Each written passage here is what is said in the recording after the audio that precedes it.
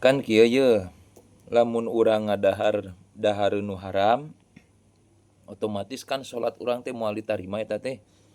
Cek sapalih keterangan kan nepi ka 40 poe tah ngahaja-haja. Kumaha lamun teu kahaja? Lamun teu kahaja heg katuang aya barang nu haram. Dina min husaniyah halaman 8 aya kieu tanbihun. Yajibu alaman akala syai'an summa wajada ba'dahu alamatun min alamatil haram. Wajib ka setiap jalma di mana eta si jalma teh ngadahar hiji sesuatu dahareun.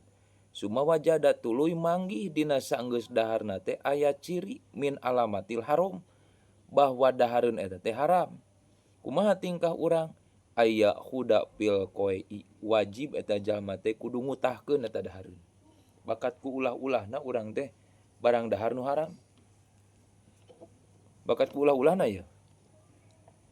Tapi in amkanahu lamun sekira-kirana ayeuna memungkinkan keur pikeun dikaluarkeun. Kumaha lamun teu mungkin da geus ka jero ka dieu kudu dikorowe kitu. Wa ila akhoda fit taubati wal istighfari.